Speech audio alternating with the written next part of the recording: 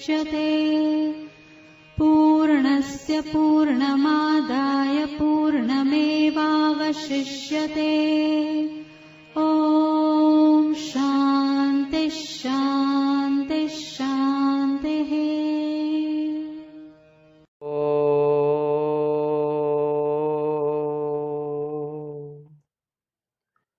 सहनाववतु सहनौ भुनक्तु सह वीर्यं करवावहै तेजस्विनावधीतमस्तु मा विद्विषावहै। ॐ शान्ति शान्ति शान्ति। शङ्करं शङ्कराचार्यं केशवं बादरायणं सूत्रभाष्य कृतौ वन्दे भगवन्तौ पुनः पुनः।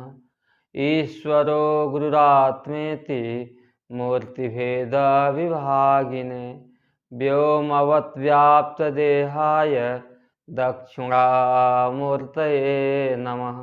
ॐ शान्ति शान्ति शान्ति। कर्पूरगौरं करुणावतारं संसारसारं भुजगेन्द्रहारं सदा वसन्तं हृदयारविन्दे भवं भवानी सहितं नमामि। भवं भवानी सहितं नमामि। तो सच्चिदानंद भगवान की जय। उमापति महादेव की जय। ओम नमः पार्वती पते हरे हरे हर महादेव। स्वामी श्री प्रेमपुरी अध्यात्म विद्या भवन के इस पावन मंच से हम लोग दैया जी की तरफ से भगवान शंकराचार्य द्वारा विरचित एक बहुत ही सुंदर ग्रंथ है जो पाप को दूर करने वाला है। किल्बिश जो हमारे भीतर के किल्बिश हैं, पाप हैं, उन पापों को समाप्त करने वाला है। ऐसा शिवानंद लहरी नामक ग्रंथ पर विचार कर रहे हैं। पाप ही नहीं दूर करता, बल्कि कहते हैं कि हे शंभु, आपका जो चरित्र है, आपका जो चरित्र है, अपने आपके भजन से आपके भक्त जो अनुग्रहित हुए हैं, ऐसा जो चरित्र रूपी नदी है, उस नदी के प्रवाह से शिवानंद ब्रह्मानंद रूपी एक लहर बह रही है। उस लहर से उस भक्त के जो किल्बिश हैं, पाप हैं, समाप्त हो जाते हैं। बुद्धि की जो वृत्तियां हैं, वह उस बुद्धि की वृत्तियों में वह परमानंद प्रवेश कर जाता है। आवागमन का जो चक्कर है वह समाप्त हो जाता है और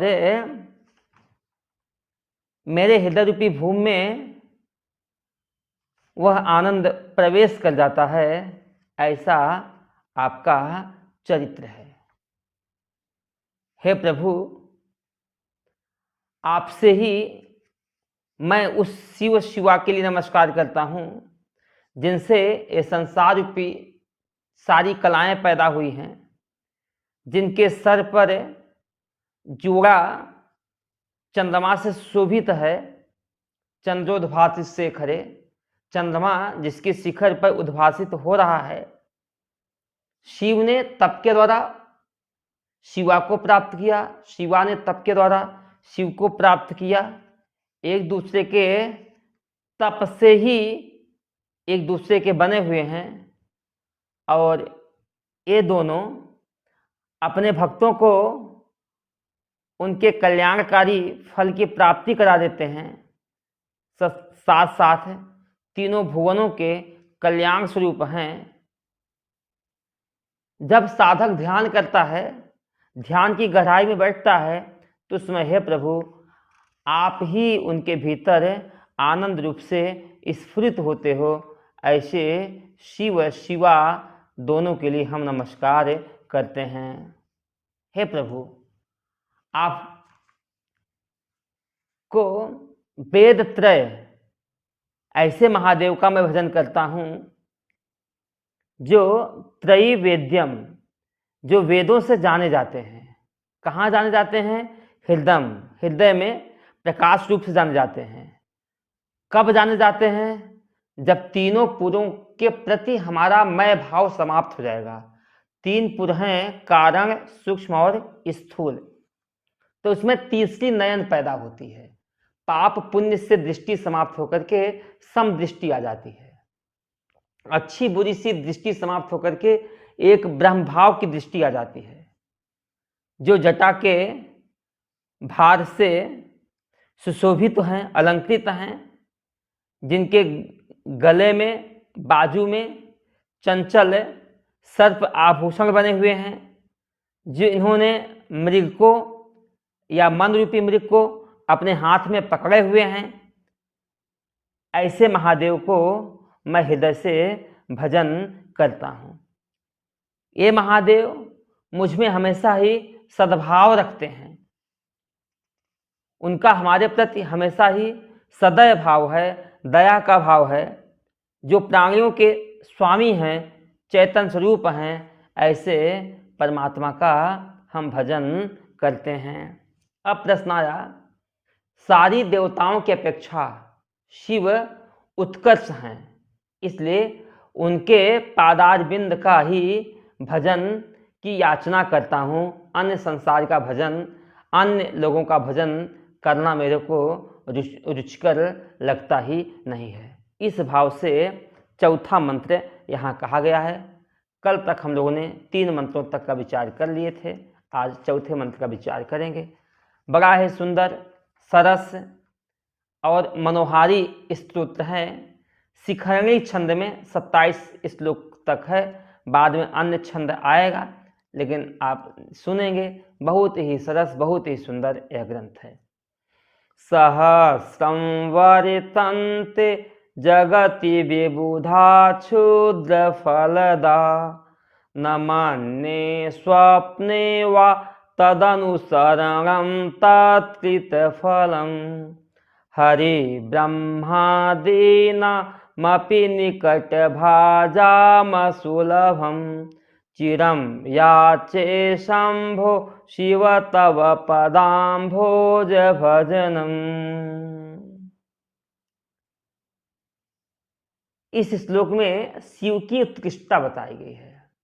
शिव की उत्कृष्टता से यह तात्पर्य नहीं करने देव निकृष्ट हैं, बल्कि शिव से ही सारे देवता पैदा हुए हैं, शिव से ही सारी देवता सत्ता पाते हैं।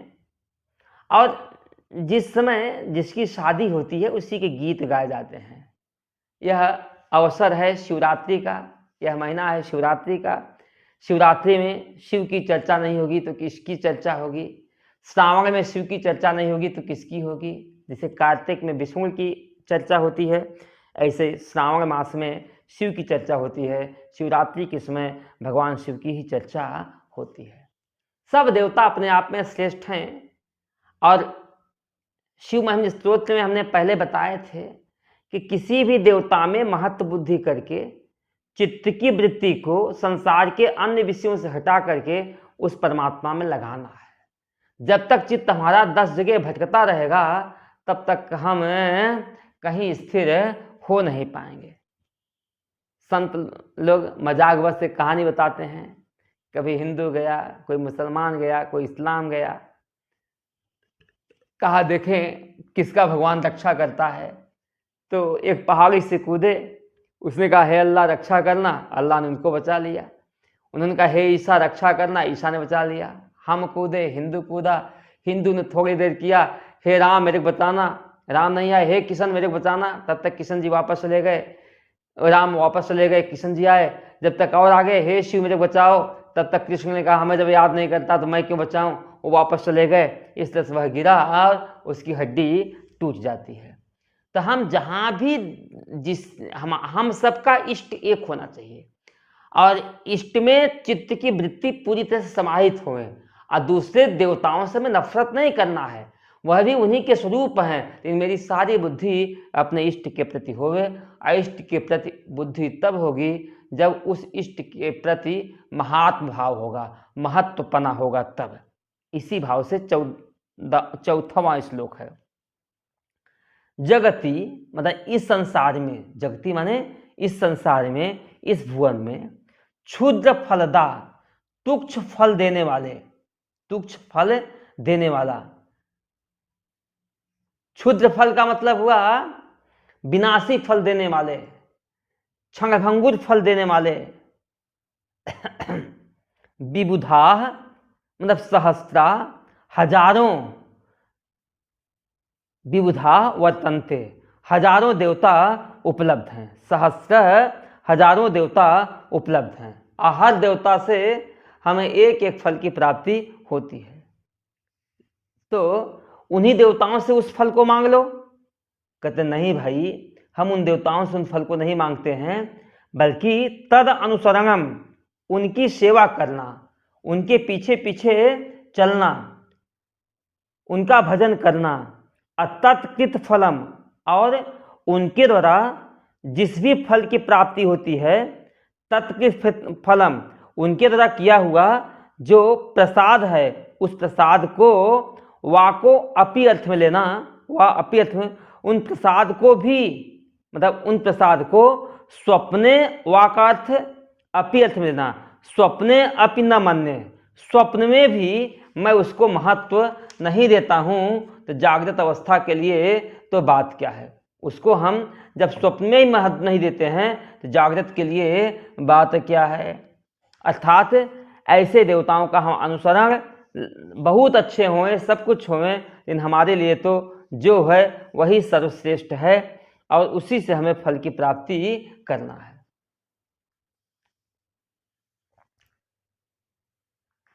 एक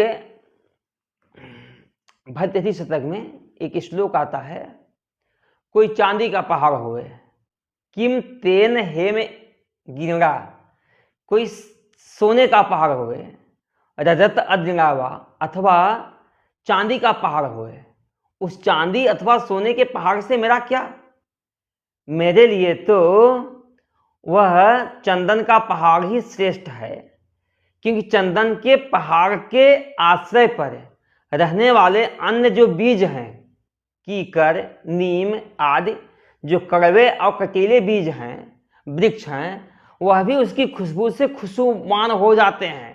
लेकिन सोने अथवा चांदी के पहाड़ पर रहने वाले जो वृक्ष हैं, वह वृक्ष ही रहते हैं, उसमें जरा सा भी परिमेलन, खुशबू आता ही नहीं है। तो ऐसे उन पहाड़ों से क्या करना, हजारों देवता मौजूद हों, सुंदर से सुंदर देवता मौजूद हों, लेकिन हमें उन देवताओं से कोई मतलब है ही नहीं। सामाजिक तौर पर देखो, जब तक व्यक्ति का विवाह किसी से न होवे, वह 10 जगह सोचता है इससे हो जाए, लाभ हानि, अच्छा बुरा सारे गुणों को देखता है। जब एक बार जिसके साथ विवाह हो गया, एक बार हमने किसी को यदि चुन लिया, तो फिर दूसरा कितना भी सुंदर हो, कितना बुरा हो, भला हो, जैसा भी है, मेरा पति मेरा देवता है। तो परमात्मा बुरा हो, भला हो, जैसा भी है, मैंने एक बार परमात्मा को चुन लिया तो हमें उस परमात्मा से मतलब है, अन्य जगहों पर अपनी चित्त की वृत्ति जाती नहीं है। इसलिए यहाँ इसी भाव से लेकर कहा कि इस संसार में क्षुद्र फल देने वाला, विनाशी फल देने वाला, मृत्यु रूपी फल देने वाले बहुत से देवता मौजूद हैं, हजारों देवताओं मौजूद हैं, लेकिन उनके पीछे पीछे चलना और उनके द्वारा होने वाला जो फल है, उस फल को मैं स्वप्न में भी महत्व नहीं देता हूं। तो जागृत की बात ही क्या है, जागृत की बात ही क्या है। न उनके पीछे जाता हूं, न उनसे होने वाले फल की याचना करता हूं। अरे बाबा, जब यह सब नहीं चाहते हो तो तुम चाहते क्या हो? तो यहाँ बताए हरि ब्रह्मादीनामपि निकट भाजाम सुलभम। निकट भाजा, भगवान शिव के बहुत नजदीक रहने वाले हरि ब्रह्मा आदि को भी जो सुलभ नहीं होता है वह चीज हमें चाहिए। अरे तुच्छ सुलभ वस्तु तो किसी से भी कहीं मांग लो मिल जाती है, लेकिन जो वस्तु सुलभ न होए यदि वह वस्तु मिल जाए तो कहना ही क्या है। कठोपनिषद में जब यमराज ने नचिकेता से कहा कि वर मांगो, 3 वर तो मांगो, तो उन्होंने पहले वर से पिता की प्रसन्नता मांगी, दूसरे वर से स्वर्ग विद्या नचिकेत अग्नि को मांगा, तीसरे वर से उन्होंने आत्मज्ञान मांगा। मृत्यु के बाद क्या होता है इस रहस्य को जानना चाहा। यमराज ने उनको बहुत भटकाया, तुम लंबी उम्र ले लो, स्वास्थ्य जिंदगी ले लो, सारी पृथ्वी के महीप बन जाओ, हमारे पास जो अप्सराएं हैं उन सारी अप्सराओं का भी भोग भोगो, लेकिन तुम मेरे से इस आत्मज्ञान को मत मांगो। लेकिन नचिकेता लाख लालच देने के बावजूद भी, लाख लोभ देने के बावजूद भी यमराज से उस आत्मज्ञान की सत्ता के सिवा दूसरी कोई वस्तु मांगे नहीं। ये संसार की तुच्छ वस्तुएं तो हमें किसी अन्य से भी उपलब्ध हो सकती हैं, और आप मिल गए हो तो सहज ही उपलब्ध हो जाएगी, अपने आप ही उपलब्ध हो जाएगी। लेकिन हम उस वस्तु को जानना चाहते हैं जो वस्तु दूसरा कोई देने में समर्थ हो न पावे। हमें वह वस्तु है प्रभु आप दीजिए। यमराज ने समझाया भी, उस वस्तु को समझना बहुत कठिन है। नचिकेता ने कहा आप जैसा गुरु होवे तो किस चीज का समझना कठिन हो सकता है प्रभु, इसलिए हमें एक आत्मज्ञान के सिवा दूसरी कोई वस्तु चाहिए नहीं। तो इसी प्रकार से यह भक्त भी कहता है कि संसार में हजारों लाखों देवता उपलब्ध हैं, उन देवताओं के पीछे पीछे चलना अथवा उनसे होने वाला जो तुच्छ फल है, विनाशी फल है, उन फलों को तो मैं स्वप्न में भी महत्व नहीं देता हूँ। जागृत अवस्था में, समझ अवस्था में कहना ही क्या है। तो भाई तुम्हें चाहिए क्या? कहते हैं हरि ब्रह्मा आदि परमात्मा के निकट रहते हैं, शिव के निकट रहते हैं, लेकिन उनको भी जो वस्तु सुलभ नहीं है वह वस्तु मुझे चाहिए। तो उनको क्या नहीं सुलभ है? तव पदाम्भोज भजनम, आपके चरण कमलों का भजन उनको सुलभ नहीं होता है। हे प्रभु चिरम याचे, मैं तो चिरम माने सदा सदा के लिए, हमेशा के लिए वही चरणों का भजन ही मांगता हूं, दूसरी कोई वस्तु हमें चाहिए नहीं। यहां कहा गया है, एक आचार्य हुए हैं यमुनाचार्य जी, वे अपने इष्ट देव श्री नारायण जी की स्तुति करते हुए स्तोत्र रत्नम में कहते हैं, तवामृतंस दिनी पाद पंकजे निवेशितात्मा कथम अन्य दीक्षति स्थितेरविंदे मकरंद निर्भरे मधुव्रतो नेक्षुरसो ही वीक्षते। जब हमारा मन अमृत स्वरूप आपके चरण कमलों में निवेशित हो गया तो हम अन्य कहाँ जाएं, किसकी कामना करें? अरे किसी ने मधु का पान कर लिया, मधुव्रतो, किसी ने मधुवतो नेक्षुरसो वीक्षते, तो वह किसी ने मकरंद सुगंध शहद पान कर लिया तो वह इच्छु के रस की कामना करता ही नहीं है। इसलिए हे प्रभु मुझे आपके अलावा दूसरी कोई वस्तु चाहिए ही नहीं। अब कहते हैं ठीक है, परोक्ष काल में होने वाला, परोक्ष काल अंतर्भावी, प्रत्यक्ष नहीं परोक्ष काल में होने वाला, भावी फल देने वाले, जो आगे फल देने वाले हैं, ऐसे देवता का अनुसरण भले ही न करो, लेकिन प्रत्यक्ष और शुभ फल देने वाला राजा आदि का अनुसरण तो तुम कर ही सकते हो, और उन्हीं राजा आदि के अनुसरण से तुम्हें अपने फल की प्राप्ति हो जाएगी। भाई देवताओं की आराधना करने से, देवताओं की अर्चना करने से, देवताओं की उपासना करने से आपको अभी फल नहीं मिलेगा। मृत्यु के काल में या कुछ काल के बाद, कालांतर में, परोक्ष काल में भावी फल, कल्पित जो इच्छा करते वह फल मिलेगा। लेकिन ठीक है, उन देवताओं का अनुसरण न करो, लेकिन प्रत्यक्ष और शुभ फल देने वाले राजाओं का अनुसरण करना तो श्रेष्ठ है। उन्हीं से ही तुम्हें फल की सिद्धि हो जाएगी। यदि ऐसा भाव रखो तो कहते हैं कि हम राजाओं से फल पाने वाले होते कौन हैं, इस भाव को लेकर के यह मंत्र है, 5वां मंत्र है। स्मृतौ शास्त्रे वैद्य शकुन कविता गान फणितौ पुराणे मंत्रे वा स्तुति नटन हास्येषु चतुरः कथम राज्ञां प्रीति भवति मयि कोऽहं पशुपते पशुं मां सर्वज्ञ प्रथित कृपया पालय विभो पशुं मां सर्वज्ञ प्रथित कृपया पालय विभो। हे प्रभु, स्मृतौ, हम स्मृति मनुवादी जो स्मृतियां हैं जिसमें नीति संबंधी नीति का विधान बताया गया है, उनका कथन किया गया है। तो स्मृतौ अचतुर है, स्मृति आदि में भी मैं प्रवीण नहीं हूं। देखो, हमारे सनातन परंपरा में श्रुति है और स्मृति है। श्रुति तो ईश्वर के मुख से साक्षात निकली हुई है, इसलिए श्रुति में कभी कोई संशोधन गलती नहीं है, श्रुति ज्यों है त्यों है। लेकिन स्मृतियों में कालांतर के हिसाब से कुछ न कुछ परिवर्तन होता रहा है। जैसे इसमें मनु स्मृति है, पराशर स्मृति है, सुक स्मृति है, नारद स्मृति है, कई स्मृतियां हैं।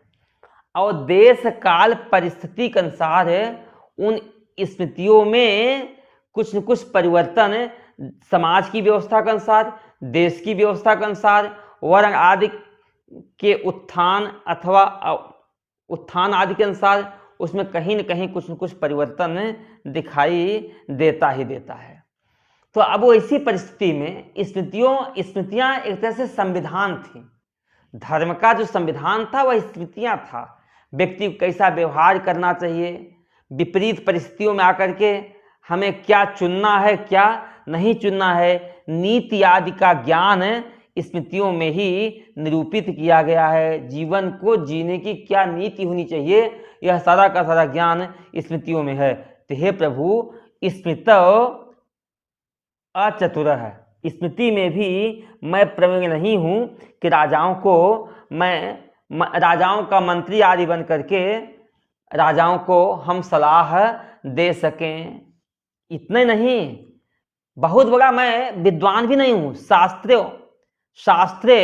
शास्त्र में भी जो 6 शास्त्र हैं, न्याय है, दर्शन है, वैशेषिक हैं, मीमांसा हैं, उत्तर मीमांसा हैं, इन शास्त्रों को भी मैं बहुत गहराई से नहीं जानता हूं। अचतुर, उसमें भी मैं प्रवीण नहीं हूं। शास्त्रार्थ करने में भी दूसरे की बोलती बंद करने की सामर्थ्य मेरे पास नहीं है। तो फिर राजा हमें क्यों पूछेगा? वैद्य, इतना ही नहीं, वैद्य शास्त्र भी मैं नहीं जानता हूं। वैद्य है भिषक शास्त्र, औषधि के शास्त्र का भी ज्ञान, चिकित्सा संबंधी आयुर्वेद में भी मैं बहुत कुशल नहीं हूं कि किसी राज्य वैद्य बन करके राजा मेरे आगे पीछे घूमता रहे, क्योंकि राज वैद्य की भी राजा पूछ करता है। क्योंकि राजा के यहाँ कोई बीमार आदि हुआ तो राज्य वैद्य को बुला करके उसका इलाज होता है, उसमें राज वैद्य ही भगवान का रूप हो जाता है। तो हे प्रभु, वैद्य अचतुर, वैद्य शास्त्र में भी, आयुर्वेद में भी मैं प्रवीण नहीं हूं। इतने नहीं, शकुन होता है नक्षत्र ज्ञान के आधार पर शकुन आदि का निरूपण करना, अथवा जब एक स्थान से दूसरे स्थान पर जावें तो कौआ किधर बैठा है, गरुड़ किधर बैठा है, सियार किधर बैठा है, किधर भरा हुआ मटका है, या कौन सा काल राहु काल है कि कौन सा काल चल रहा है, तो इन सब शकुन आदि शास्त्र में भी मैं निपुण नहीं है। राजा मेरे पास आकर के कोई मुहूर्त आदि का विचार करेगा। इतने नहीं, हे प्रभु, कविता गान फणित, कविता, कवि का भाव है कविता, छंद रूपेण से जो गाया जाता है उसका नाम कविता। काव्य कला में भी मैं समर्थ नहीं हूँ। गान अथवा गान में भी, गीत भी मैं गाने में समर्थ नहीं हूँ। फंगतव, संगीत आदि में भी मैं प्रभु अचतुरः, चतुर नहीं हूँ, कुशल नहीं हूँ। तब क्या जानते हो? पुराण, पुराण में प्राचीन दिव्य दिव्य कहानियां लिखी हैं। उन कहानियों से भी तुम किसी का दिशा निर्देशन कर सकते हो। कहते प्राचीन कथाओं में भी मैं अचतुरः, मैं उसमें भी कुशल नहीं हूँ, प्रवीण नहीं हूँ। तो मंत्र आदि तो है, कहते मंत्रे वा अथवा मंत्र विद्या में भी प्रभु मैं कुशल हूँ नहीं। तो क्या जानते हो? स्तुति नटन हास्य स्वचतुरः, स्वामियों की स्तुति करने में, प्रशंसा करने में भी मैं कुशल नहीं हूँ। अरे कई लोग तो इतनी प्रशंसा करते हैं, दृष्टि गणों की भी कई लोग इतनी प्रशंसा कर लेते हैं कि कहना ही क्या है। तो हे प्रभु, स्वामियों की प्रशंसा करने में मेरे को चाटुकारिता भी नहीं आती है। मैं झूठी प्रशंसा करने में समर्थ हूँ नहीं। एक बार कहीं हम कुछ देख रहे थे, उसमें सुदामा जी के एक मित्र थे। वो राजा के यहाँ नौकरी करते थे और राजाओं की झूठी स्तुति किया करते थे। सुदामा जी को ले गए, कहा कि तुम भी राजा की स्तुति में कुछ गीत गाओ। तो राजा की स्तुति में न गीत गा करके राजा के सापेक्ष ईश्वर की स्तुति में गीत गाना शुरू कर दिए। राजा ने उन्हें धक्के मार करके बाहर निकाल दिया। जैसे सुदामा जैसे लोग राजाओं की झूठी स्तुतियों में, चलत दशानन डोलत धरनी, जब दशानन चलता था तो धरती हिलना शुरू कर देती थी। ऐसी झूठी स्तुतियां करने में हम सक्षम हैं नहीं, कुशल हैं नहीं। राजाओं को तो झूठी स्तुति ही पसंद आती है। पहले राजा लोग जब शयन करते थे, शयन करने के बाद सब सुबह जगते थे, तो जब उनको राजभवन में जाना होता था तो मंत्री आदि बैंड बाजा आदि लेकर के उनके दरवाजे पर जाया करते थे और मधुर स्वर में गीत गाते थे। हे दिक्पाल, हे राजन, आपके स्वागत के लिए सूर्य दरवाजे पर खड़े हैं, पवन देवता आपका इंतजार कर रहे हैं, आप बाहर निकल करके उन्हें अपना दर्शन दीजिए। इस तरह से झूठी प्रशंसा करने में भी मेरी कोई रुचि नहीं है, और न मैं झूठी प्रशंसा करने में हे प्रभु चतुर हूँ। इतने नहीं, नटन नृत्य करने में तो कुशल हो। कहते हैं नटन नृत्य करने में मैं कुशल हूँ नहीं, नाचना तो है ही नहीं। इतने नहीं, हास्येषु प्रहसन, मजाक करने में, आजकल कपिल शर्मा की तरह मजाक करने में भी मैं कुशल हूँ नहीं, प्रवीण नहीं हूँ। कथम राज्ञाम प्रीतिर्भवति मयि, तो जब मेरे में ऐसा कुछ गुण है ही नहीं जिन गुणों से राजा हमारे पर हमसे प्रभावित होकर के मेरे से प्रेम करे, तो हे प्रभु कथम राज्ञाम प्रीतिर्भवति मयि, तो राजा का मेरे से प्रेम होगा तो कैसे होगा? कौन सा गुण देख करके राजा मेरे से प्रेम करेगा? पशुपते को हम, हे पशुपति, मैं हूं ही कौन? मैं हूं ही कौन? मैं कोई महत्वपूर्ण व्यक्ति थोड़े हूं, मैं कोई सेलिब्रिटी थोड़े हूं कि राजा आकर के मेरे दरवाजे पर खड़ा होगा या राजा मेरे से कुछ अपना काम करवाएगा। मेरे अंदर कोई योग्यता है ही नहीं, मेरे में कोई विशेषता है नहीं। को हम पशुपति, कि राजा मेरे से प्रसन्न होवे। अथवा यहाँ को हम का अर्थ दूसरा भी ले सकते हैं, पशुपति के साथ हे पशुपते को हम, मैं होता ही कौन हूं? पशु माम सर्वज्ञ, माम माने मुझ, पशु को, हे सर्वज्ञ प्रभु, हे सब कुछ जानने वाले प्रभु, माम प्रसुम, मुझ पशु को प्रथित कृपया अपनी प्रसिद्ध सर्वविदित कृपा से पालय विभु, हे प्रभु आप ही मेरी रक्षा कीजिए, आप ही मेरी रक्षा कीजिए। आपके अलावा दूसरा कोई मेरी रक्षा कर नहीं सकता है। मैं कृपा पात्र हूँ। हे प्रभु आपकी कृपा तो संसार में प्रसिद्ध है। आप दयालु हो और सबसे बड़ा दीन दुखी मैं ही हूँ। यदि आपका दया करना स्वभाव है तो मेरे से बढ़ करके दूसरा कोई दीन है ही नहीं, मेरे से दूसरा कोई दीन है ही नहीं। हे प्रभु इसलिए मेरी रक्षा करके, मेरा पालन करके आप अपने नाम को भी सार्थक कीजिए। इसलिए को हम मैं होता ही कौन हूँ पशुपति, इसलिए माम पशुम मुझ पशु को प्रथित कृपया प्रसिद्ध कृपा से पालय विभो। हे प्रभु आप मेरी रक्षा कीजिए, मेरी रक्षा कीजिए। और सबसे बड़ी रक्षा है हे प्रभु जीव भाव से हटा करके ब्रह्म भाव में प्रतिष्ठित कीजिए। आवागमन के चक्कर से मेरे को मुक्ति दे दीजिए प्रभु। ऐसा कृपा कीजिए हमारा देव भाव छूट जाए, हम ब्रह्म भाव में हमेशा आनंद से ही रहें। रक्षा करना है प्रभु तो मेरे को अज्ञान से मेरी रक्षा करना, क्योंकि अज्ञान ही सारे दुखों का कारण है। हे प्रभु अज्ञान मेरे पास आने न देना, क्योंकि मेरे भीतर सामर्थ्य नहीं है कि मैं अपना बचाव स्वयं कर सकूं, और दुनिया में मेरा बचाव करने वाला दूसरा कोई है भी नहीं प्रभु आपके अलावा। इसलिए मैं आपकी शरण में आया हूँ। हे प्रभु आप दया करके कृपा करके आप मेरा पालन कीजिए। इसलिए मेरा दूसरा दुनिया में कोई है नहीं। इसी भाव को लेकर के भर्तृहरि जी ने भी वैराग्य शतक में 56वें श्लोक में एक बहुत सुंदर श्लोक किया। न नटा न बिटा न गायका न च सभ्ये तरवाद चुंचव नृपमीक्षितुम अत्र केवयम स्तन भारा नमिता न योषितः। न नटा, हे प्रभु मैं नट नहीं हूं, न बिटा न नट हूं, न मैं विदूषक हूं, मजाक करने वाला हूं, न गायक, न मैं कोई बहुत बड़ा संगीतज्ञ हूं, न मैं चोचलेबाजी करने वाला कोई चाटुकार हूं। हे प्रभु यहां तक स्तन भारा नमिता, स्तन के भार से झुकी हुई मैं कोई स्त्री नहीं हूं। तो निपम इच्छुतुम राजा हमारी तरफ दृष्टि उठावे अत्र के वयम, यहाँ मैं होता कौन हूँ।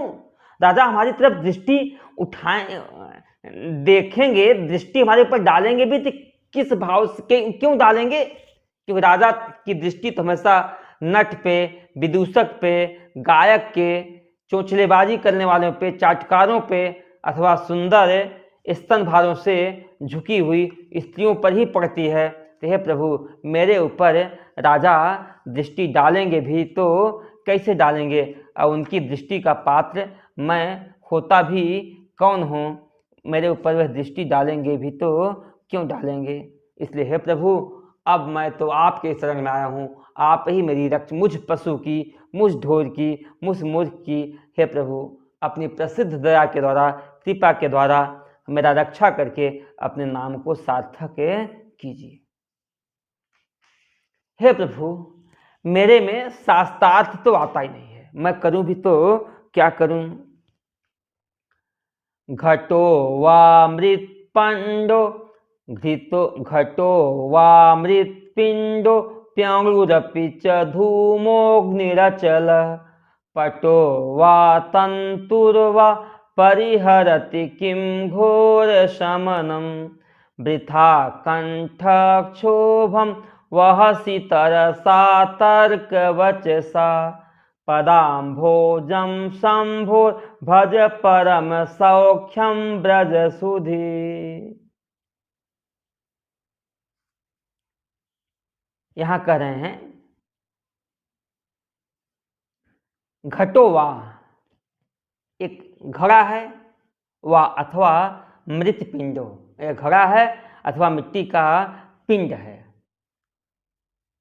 पिंडो अपि अंगुर अपि, यह अंगुर है, छोटा सा छोटा कण है, अथवा अचल पहाड़ है।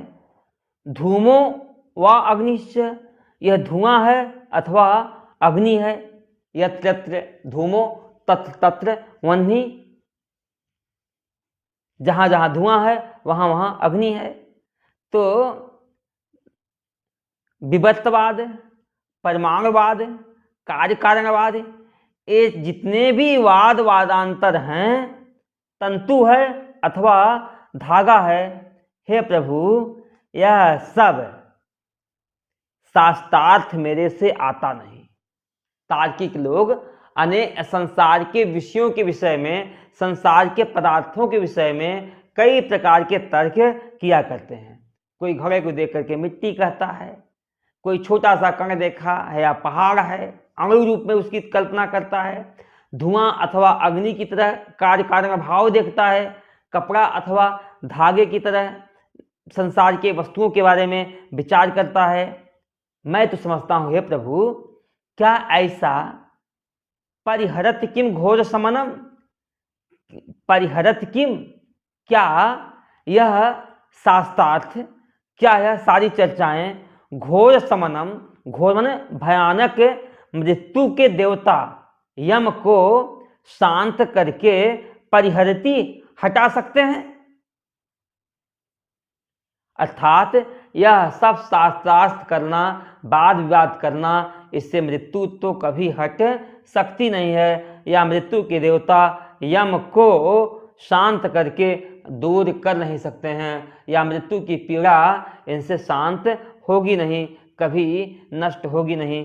तो ऐसे व्यर्थ वाद विवाद करने से क्या फायदा? वृथा कंठ क्षोभम, व्यर्थ ही कंठ को क्षोभ, कंठ को पीड़ा का बोझ देते हो, कंठ को व्यर्थ ही दुखी करते हो। कैसे? तरसा तर्क बचता, तीखी तर्क युक्त वचन से एक दूसरे को काट छांट करने से व्यर्थ ही अपने कंठ के बोझ को ढो रहे हो। इसलिए हे बुद्धिमान व्यक्ति, ब्रज माने तुम दौड़ करके चले जाओ। कहाँ चलो? परम सौख्यम, परम आनंद को देने वाले पदाम्भोज संभोज भज, परम सुख को देने वाले सुखदाई भगवान शिव के चरण कमलों का तुम आश्रय लो। व्यर्थ के वाद विवाद तर्क वितर्क में उलझो ही नहीं। ये तर्क वितर्क रूपी वाद विवाद, यह एक तो हमारे अभिमान को पुष्ट करता है, और दूसरा अपमान को पुष्ट करता है, तो हम दूसरे को हे दृष्टि से देखना शुरू कर देते हैं। दूसरी चीज, तर्क वितर्क आदि करने से हमें सांसारिक भोग की उपलब्धि तो हो सकती है। भगवान शंकराचार्य ने विवेक चूड़ामणि में स्पष्ट कह दिया कि शास्त्र जालम महान अरण्यम चित्त विभ्रम कारणम। शास्त्र का जो समूह है ना, एक बहुत बड़ा जंगल है, चित्त को भ्रमित करने में पर्याप्त है। चित्त को भ्रमित करने में बहुत बड़ा साधन है, हेतु है।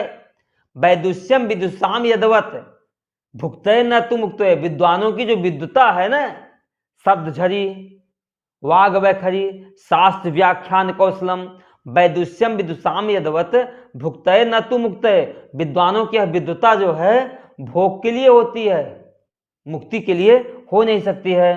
ते घट पट अग्नि धुआं तंतु पट्टु आदि न्यायिक शब्दों का प्रयोग करके हम दूसरे की बोलती तो बंद करा सकते हैं, लेकिन मृत्यु के भय को हम दूर करने में समर्थ नहीं हो पाते हैं। इसलिए जो मृत्यु को दूर करने में समर्थ न होवे, ऐसी वाणी को बोल करके व्यर्थ ही अपने कंठ को हम क्षोभित क्यों करें, कंठ को हम दुखी क्यों करूं? तरसा तर्क बचना, दूसरे को कष्ट देने वाले, दूसरे को दुखी करने वाले तार्किक वचनों को बोल करके तुम व्यर्थ कंठ को क्यों दुखी कर रहे हो? इसलिए हे बुद्धिमान जीव, ब्रज में तुरंत ही चले जाओ, दौड़ के चले जाओ। कहाँ जाओ? परम सौख्यम, परम आनंद देने वाले, परम सुख देने वाले पदाम्भोज संभोज भज। शंभु के पदाम्भोज माने कमल चरणों का ही भजन करो, वहीं सुख की प्राप्ति होगी, अन्यथा दूसरे जगह कहीं सुख की प्राप्ति होगी नहीं। भगवान शंकराचार्य भी किसी समय काशी में जा रहे थे। जब काशी में जा रहे थे तो आप सब जानते हैं काशी विद्वानों की नगरी है। आज भी देखो काशी के पंडित लोग प्रसिद्ध हैं, या तो साउथ के पंडित या तो काशी के पंडित लोग, ब्राह्मण लोग प्रसिद्ध हैं। इनकी विद्वता की पहचान काशी विद्वानों की नगरी हमेशा से रही है। काशी आज भी विद्वानों की नगरी है।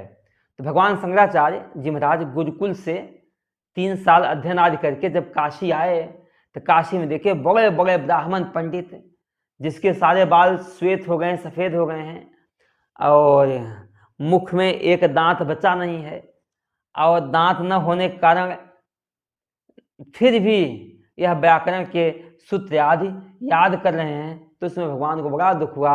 वहाँ भगवान ने बोल दिया, भज गोविंदम भज गोविंदम गोविंदम भज मूढ़मते संप्राप्ते सन्निहिते काले नहीं नहीं रक्षति डोक्रिं करेंगे भज गोविंदम भज गोविंदम गोविंदम भज मूढ़मते।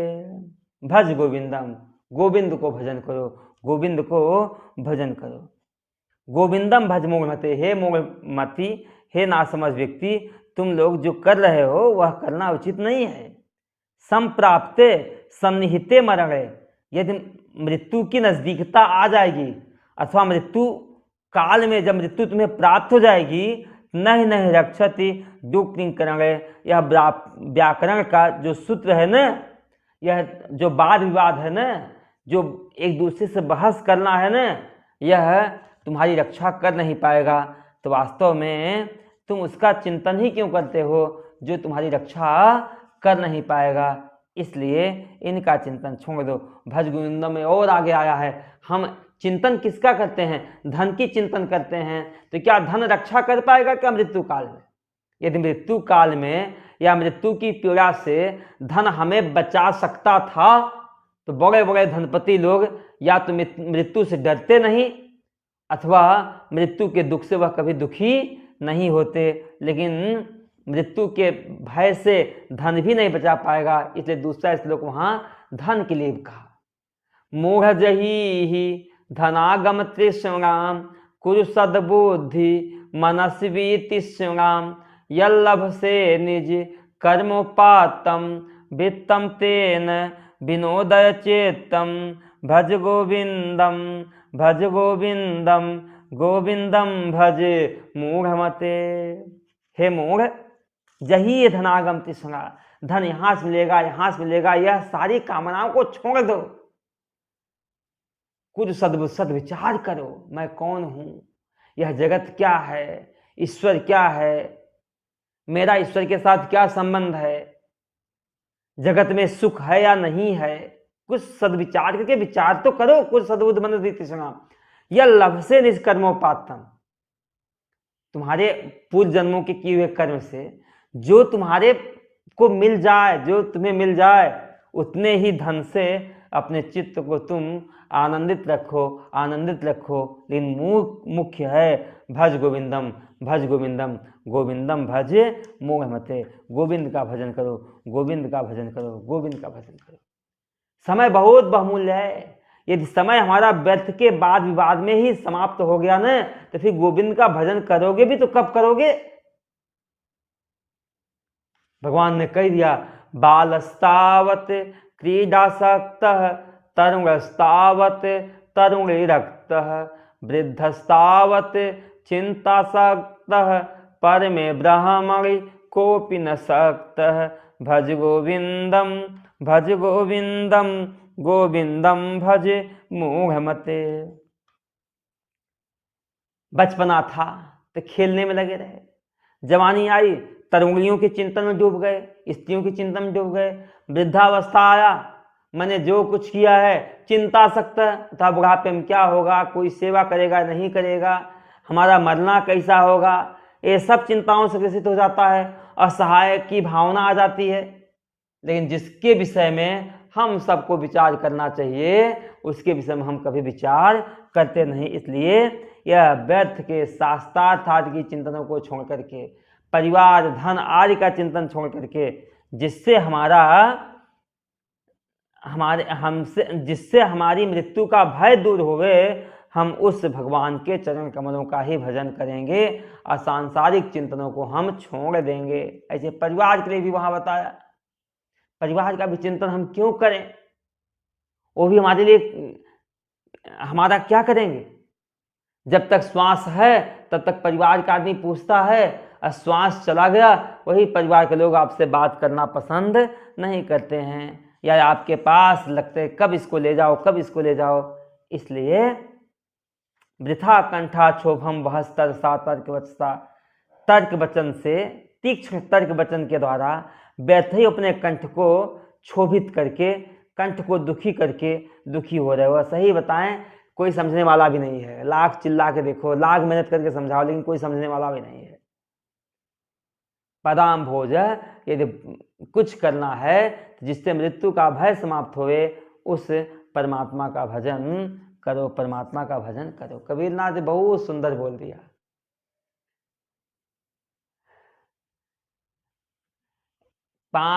कबीर ने कहा, 5 टके का दुपट्टा 7 टके में जाए, साची बात कबीरा कहे, झूठे जगपति आए। आदमी जो झूठा बोलता है, ऊंची आवाज बोलता है, लोग उस पर भरोसा कर लेते हैं, लेकिन जो सत्य बात बोलता है लोग उस पर भरोसा करते ही नहीं है। इसलिए नाचे गावे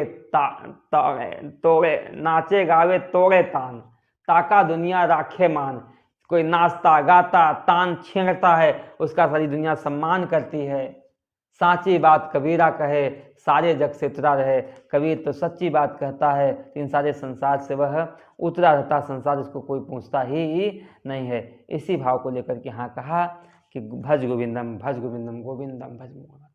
शास्त्र में तो कहा गया है, देखो ठीक है, हर चीज की एक उम्र होती है। बचपन में थोड़ा खेल लिया, बाद में खेलना हमने छोड़ा, खेलना छोड़ने के बाद हमने पढ़ना शुरू किया, बाद में पढ़ाई भी छोड़ा, पढ़ाई की जगह पैसा और पत्नी पकड़ा, अब बाद में पत्नी और पैसे को भी छोड़ करके हमें भजन करना चाहिए। लेकिन हम सारी जिंदगी मर जाते हैं, अंतिम श्वास तक पैसा और पत्नी और परिवार को छोड़ने की हिम्मत कर नहीं पाते हैं। अब मृत्यु की घड़ी कब आ जाएगी, कहाँ आ जाएगी, कैसे आ जाएगी, कुछ पता नहीं। इसलिए मेरे भाई, व्यर्थ के कामों को छोड़ करके उस परमात्मा का ही भजन करो, परमात्मा का ही भजन करो। अब परमात्मा का भजन कैसे होए, किस अवस्था में होए, इसके लिए 7वां मंत्र है।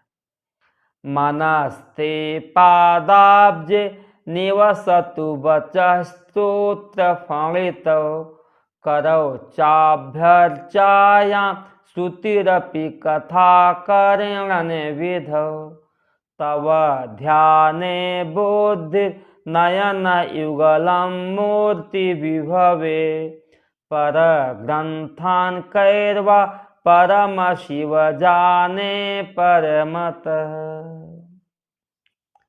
मनस्ते पादाब्जे, मेरा मन हमेशा आपके पादाब्जे, अब जो हुआ कमल चरणों में ही निवास करे। मधुसूदन सरस्वती ने एक बहुत सुंदर अर्थ लिखा कि शृंगा त्वदीय पद पंकज पंजरांते, अद्यैव मे विशतु मानस राजहंस, तांगा प्रयाण समय कफवात पित्तये, कंठावरोधन विधौ स्मरणम कुतस्ते। कृष्ण, हे कृष्ण, त्वदीय पद पंकज पंजरांते, आपके चरण कमल रूपी पिंजरे में अद्यैव, आज ही, अभी ही, प्रविशति में मानस राजहंस, मेरा मन रूपी यह राजहंस पक्षी आज ही प्रवेश कर जाए। कल की नहीं करना, आज अभी प्रवेश कर जाए। क्यों? मृत्यु काल में प्रवेश कर लेना। हमें तो बहाने मिल जाते हैं। जामिल कहता है मृत्यु में बेटे को नारायण याद करना, नाम रख करके नारायण मुक्त कर देंगे। कहते प्राण प्रयाण समय, जब प्राण के प्रयाण का समय आएगा तो गला न कंठ अवरोधन, कफवात पित्त से कंठ अवरुद्ध हो जाएगा। उस समय हम भजन करना भी चाहेंगे, भगवान का नाम लेना भी चाहेंगे, तो भगवान का नाम ले नहीं पाएंगे। इसलिए हर घड़ी को अंतिम घड़ी समझ करके अपने चित्त की वृत्ति को हमेशा परमात्मा में लगाए रखना। इसी भाव को कबीर ने कहा, काल करे सो आज कर, आज करे सो अब, पल में प्रलय होगी बहुर करोगे कब। जो कल करना है उसको आज कर लो, जो आज करना है उसको अभी कर लो, पल में ही मौत आ गई, अब फिर करोगे भी तो कब करोगे, कहाँ करोगे, कैसे करोगे। इसलिए मनस्ते पादाब्जे, मन जो है ते पादाब्जे निवसतु, आपके चरण कमलों में ही मन रहे। ठीक है, मन तो भगवान के चरण कमलों में लग गया। वचः, जो मेरी वाणी है, मैं वचः मेरी वाणी, स्तोत्र फणित, मेरी वाणी आपकी स्तुतियों का ज्ञान करने में लगी रहे। मेरी वाणी हमेशा आपकी चर्चा, आपके गुणों का एक कथन करते हुए कभी थके ही नहीं। अभी तो हमारी वाणी पता नहीं कहाँ कहाँ भटक जाती है। हमने देखा है भगवान का भजन करते करते लोग राजनीति में टपक जाते हैं, राजनीतिक चर्चा शुरू कर देते हैं। भगवान का चिंतन करते करते, बातचीत करते करते व्यक्ति खेल में चला जाएगा, क्रिकेट में चला जाएगा। भगवान की चर्चा करते करते व्यक्ति संसार में चला जाएगा। जबकि होना क्या चाहिए, संसार की चर्चा करते करते हम भगवान में आ जाएं, लेकिन होता है उल्टा। हम भगवान की चर्चा करते करते संसार में कूद पड़ते हैं, कभी हम फिल्म इंडस्ट्रीज के बारे में घुस जाते हैं। इसलिए वचः स्तोत्र फणित, हे प्रभु मेरी जो वाणी है वह स्तोत्र मन आपकी स्तुति के ही गान में लगी रहे। हमारी वाणी संसार के किसी स्त्री की, धन की, किसी व्यक्ति की चर्चा न करे, आपके गुणानुवाद में ही हमारी वाणी लगी रहे। करौ चाभ्यर्चायाम, हे प्रभु मेरे करो मैंने दोनों हाथ हमेशा आपकी अर्चना करते रहें, मेरे दोनों हाथ हमेशा आपकी ही सेवा करते रहें। अरे मंदिर में भी साफ करना है, मूर्ति साफ करना है, ये सारा संसार को मंदिर समझ करके हे प्रभु मेरा हाथ आपकी हमेशा अर्चना ही करते रहें, आपकी सेवा करते रहें। इतने नहीं, श्रुतिर अपि कथा करणन विधौ, श्रुति अपि यह मेरे कान भी कथा करणन, कथा के गुणानुवाद का ही सुनते रहें। आपकी कथाएं जहाँ होती रहें उन कथाओं का ही हम सत्संग सुनते रहें।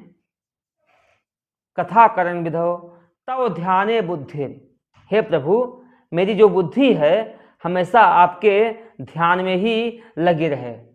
हम हमेशा आंख बंद करें या आंख खोलें, हे प्रभु आपके अलावा संसार में किसी भी विषय में हमारी चित्त की वृत्ति जाए न। हमारा मन हमेशा आपके ही चिंतन में, हमारी बुद्धि आप में ही महत्व करके आप में ही डूबी रहे। नयन युगलम, हे प्रभु मेरे यह दोनों नयन युगल हैं, मेरे दोनों आँख हैं, मूर्ति विभोए, आपकी मूर्ति के वैभव को ही देखते रहें, मूर्ति के वैभव को ही निहारते रहें। परम शिव, हे परमेश्वर, हे शंभो, जाने परम अतः पर ग्रंथान कैरवा, इन चीज़ों के अतिरिक्त दूसरे ग्रंथों को मैं किस प्रकार से समझूं, कैसे मैं जानूं। अर्थात हम अपने चित्त वृत्ति को भगवान के हम अपने एक एक अंग को, यहाँ तक जिह्वा भी, जिह्वे कीर्तन, जिह्वा हमेशा कीर्तन करते रहें, मन हमेशा भगवान का भजन करते रहें, दोनों हाथ उसी की सेवा करते रहें, दोनों कान उन्हीं का श्रवण करते रहें। हे प्रभु हम जिघ्र भी आपके चरणों पर चढ़े हुए कमल पुष्पों का सुगंधी लेते रहें, हमारा मस्तक हमेशा आपके चरणों में झुका रहे, मेरे हाथ आपके हाथ सामने जुड़े रहें, पांव हमेशा आपकी तरफ ही चलें। हे प्रभु इस तरह से हम अपनी एक एक अंग को, एक एक चित्त वृत्ति को आप में ही समर्पित कर देवें तो मुझे अन्य काम करने के लिए अवसर ही कहाँ मिलेगा। इसलिए हे प्रभु मुझे अब किसी भी तरह से एन के कारण किसी भी तरह से आपका ही भजन करना है, आपका ही चिंतन करना है, एक एक इंद्रियां आप पे ही समर्पित रहें। लेकिन इतना सब होते हुए भी व्यक्ति अपनी चित्त वृत्ति को परमात्मा में समर्पित न करके न जाने कहाँ कहाँ भटकता रहता है। इस भाव को लेकर के ये 8वां मंत्र है। यथा बुद्धि सुक्त रजतमिति काचास्मि काचास्मनिमणि जले पैष्ठे क्षीरं भवति मृगतृष्णासु सलिलं तथा देव भ्रान्त्या भजति भवदन्यः जडजनो महादेवेशं त्वं मनसि न मत्वा पशुपते। यथा जिस प्रकार से हमारी बुद्धि उल्टा ही ग्रहण करती है, हमेशा हमें जो ग्रहण करना चाहिए हम उसको ग्रहण नहीं करते हैं। हमारी बुद्धि हमेशा उल्टा ही ग्रहण करती है। कैसा ग्रहण करती है? सुक्तौ रजतम, कहीं सीपी पड़ी है, सीपी में चांदी का भ्रम हो जाता है। सुक्तौ रजतम, सीपी को हम लोग चांदी समझ लेते हैं। इतने नहीं, काचास्मनि, कांच के टुकड़े में मणि का भ्रम हो जाता है, कोई मणि पड़ी हुई है। जले पैष्ठे क्षीरम, पैष्ठे जले क्षीरम, आटे मिले हुए जल में हमें दूध का भ्रम हो जाता है। क्षीरम जले पैष्ठे, आटे मिला हुआ जो जल है उस जल की सफेदी को देख करके हम समझ जाते हैं यह क्षीर है। और आजकल तो बड़ा आश्चर्य होता है, कई लोग वो साफ करते हैं फिनाइल गिलास या किसी बर्तन बोतल में रखा हुआ है, उसको दूध समझ करके पी जाते हैं। अब पी करके मृत्यु के गोद में सो जाया करते हैं। लेकिन उस समय तो फिनाइल आदि की चर्चा रही नहीं होगी भगवान शंकराचार्य जी के समय। तो उस समय भगवान शंकराचार्य जी ने कहा जले पैष्ठे, आटे मिले हुए जल में दूध का भ्रम हो जाता है। इतना नहीं, मृग तृष्णासुसल्लम, चमकती हुई रेत में जल का भ्रम हो जाता है। बुद्धिर भ्रमति, बुद्धि को हमेशा भ्रम हो जाता है। उसी प्रकार से हे देव, हे पशुपति, भ्रांत्या भजति भवद अन्य जड़जनो, आपके अलावा जड़जन मूर्ख बुद्धि वाला व्यक्ति अन्य भजन, अन्य का भजन करता है, भ्रांति से अन्य का भजन करता है। अन्य माने हुआ चाहे विषय होवे, हम संसार के विषयों में भी जो विषय दुख रूप हैं उन विषयों को हम सुख रूप समझ लेते हैं और सुख रूप समझ करके हम उसी का ही चिंतन करते हैं। तथा देव, उसी प्रकार से हे देवता, हे स्वयं प्रकाश परमात्मा, भ्रांत्या, भ्रांति से ही भजत माने सेवन करते हैं। किसका सेवन करता है? भवद अन्य, आपसे अन्य संसार के विषयों का या आपसे अन्य किसी अन्य व्यक्ति का चिंतन करता है। कौन चिंतन करता है? जड़ जन है, जो जड़ बुद्धि वाला है वही चिंतन किया करता है। बुद्धिहीन मनुष्य ही चिंतन किया करता है, भ्रांति से चिंतन करता है। महादेवेश त्वाम मनसी च न मत्वा, आपको हे महादेव, हे देवताओं के ईश्वर, त्वाम मनसी न मत्वा, आपको मन से न मान करके, आपको मन से सम्मान न दे करके यह मूढ़ बुद्धि आपको छोड़ करके संसार के तुच्छ विषय भोगों में भटकता फिरता रहता है। जिस विषय भोग में सुख की प्राप्ति नहीं होती है वहाँ वह भटकता रहता है। शिव गीता में भी भगवान ने सुंदर बताया, तम त्यक्त्वा तादृशं देवं यह सेवेत अन्य देवतां स ही भागीरथिं त्यक्त्वा सेवेत मृगतृष्णिकाम्। तम तादृशम देवम त्यक्त्वा, इस प्रकार से नित्य उदार उस परमेश्वर को छोड़ करके जो व्यक्ति अन्य का सेवन करते हैं, अन्य देवता की अथवा अन्य विषयों की सेवन करते हैं, उस व्यक्ति की नासमझी के लिए तो कहना ही क्या, सही भागीरथिं त्यक्त्वा, वह व्यक्ति भागीरथी का त्याग करके मृग तृष्णिकाम सेवेत, मृग तृष्णा के जल का सेवन करता है। जैसे मृग तृष्णा के जल से प्यास नहीं बुझती है, उसी प्रकार से संसार में दौड़ने से अथवा संसार के वस्तुओं को भ्रांति से अन्य रूप समझ करके सेवन करने से उसको आनंद की प्राप्ति होती ही नहीं है। इसलिए हे महादेवेश,